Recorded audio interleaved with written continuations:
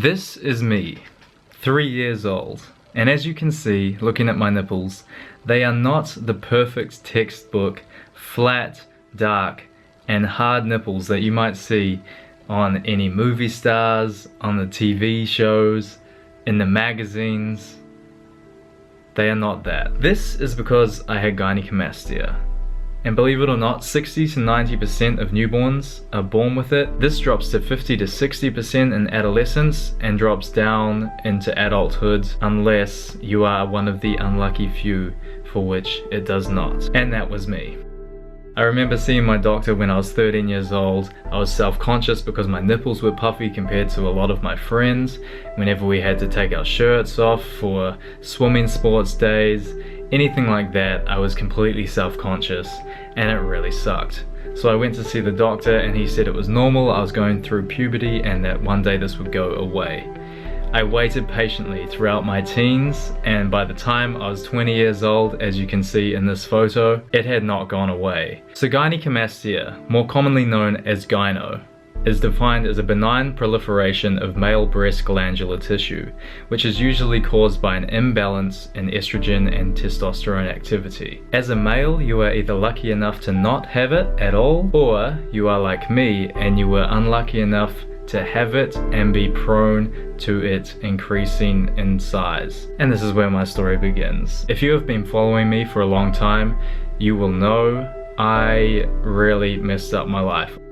I started training in the gym naturally for all the right reasons, and then as I got more involved in the fitness industry, I made the decision to start playing around with steroids and in turn my hormones, and because my nipples were already susceptible to dealing with gynecomastia, I just completely made it worse. As you can see in these training clips here, this is 14 to 16 weeks on a cycle of which I completely messed my hormones up and got gynecomastia, or gyno as it is more commonly known. Yes, I was pretty damn massive, but I was also so self-conscious because I had gyno. Every time I took my shirt off, every time I even wore a shirt, my nipples were soft and protruding from my chest everywhere I went, and it was completely horrible. Every time that I ever put out a photo or a video on social media, I actually had to twist my nipples beforehand. By doing this, it actually made them react in a way so they hardened up a little and they didn't look as soft, and this really sucked. When I jumped off the steroids, I tried to do a bit of PCT but didn't really do it properly, and I got smaller. I put on more body fat and my gyno just got worse and worse, and it was really, really upsetting. As you can see in these clips here with me training with a shirt on, this is when I actually was off my cycle. My gyno got worse and worse, as you can see it protruding through my shirt. This was something that was really horrible to deal with. It completely sucked. So moving on a few months later, after an extensive 8 to 10 months of trying to get my hormones back to normal, my body began to shape up good again. I started to feel more like myself, but I still had the gyno. No matter how shredded I got, it was always there, and it was such a shame. It really sucked. It really demotivated me. I was so ready in 2016 to do some epic stuff regarding fitness with my YouTube channel, and I got in such good shape for this, as you can see here, and then I just couldn't follow through with anything because I was just so self-conscious about the gyno which had formed on my chest. The pinching which I had to do every time before I even took a photo or a video was getting so annoying, and I was just so over it, and it really made me lose motivation. I decided that things needed to change. I needed to get rid of my gyno. I'd actually known about Dr. Ian Mitchell and his surgeries about 10 to 12 months before I got my own, but I just kept putting it off and putting it off because I was nervous about it. I was in denial about having the gyno, and it just finally got to the point I went in and I got the surgery done, and it was the best thing I had ever done. As you can see here, this was the peak of my gyno. You can see literally man boobs. I was pretty out of shape here because a month to 2 months before it, I just lost all my motivation because of having the gyno, that I stopped going to the gym, I stopped dieting, I stopped doing what I loved because it was really affecting me. As you can see, these are some massive fucking puffers. What are you doing? I swear. You see these Jeff, come take a seat. Look at these fucking tents. What are those things called that the fucking Indians like sleep in? TPs. Look at these TPs. The surgery was just so cheap and easy that afterwards I really couldn't believe that I didn't do it sooner. As you can see, the joy on my face right here as I hold my gyno up to the screen in the little tub, and that was just the most relieving thing ever to have those lumps out of my chest. Now here we are 1.5 years later to show you guys what my nipples are looking like now. Alright guys, so we're here with Dr. Ian Mitchell, the man who actually performed my surgery. It was about 1.5 years ago now. Big Ian, he's you can't miss him. How tall are you, Ian? About 6'5". 6'5". He's a monster surgeon who gets it done on the gyno. I was talking to Ian, we actually just kind of collaborated maybe a couple of weeks ago. We've been in touch a little bit. A lot of you guys have come to see him from that initial vid.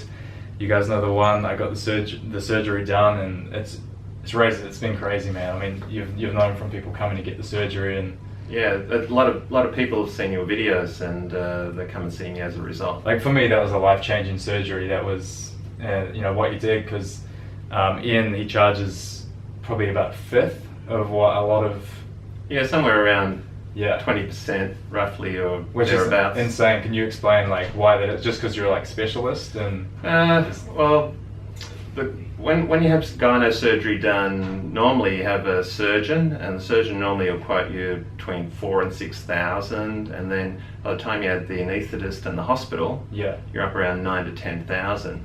And I do my surgery under local anaesthetic, which I administer myself, so that cuts out the hospital and the anaesthetist. And plus, my prices are pretty good compared to. How long ago did you start doing the surgeries? I've been doing them now for about 10 years. I've done over 600 of them. And so far, at the end of the day, everyone's been happy.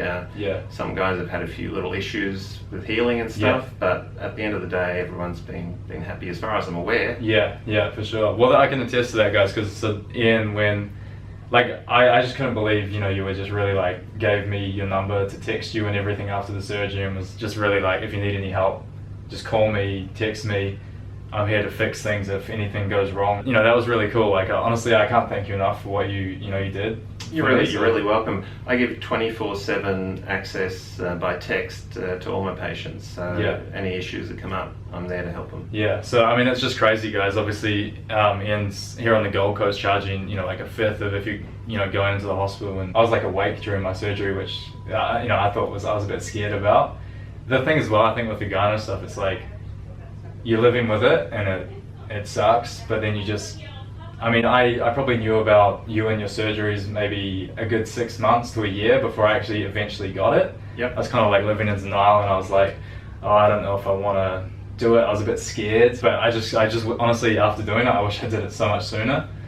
So I think that's just something really cool, like how quick and efficient you are at doing that. And obviously, you were awake during the surgery. Did you have any pain during the surgery? No, I couldn't feel a thing. Just felt like tugging, kind of.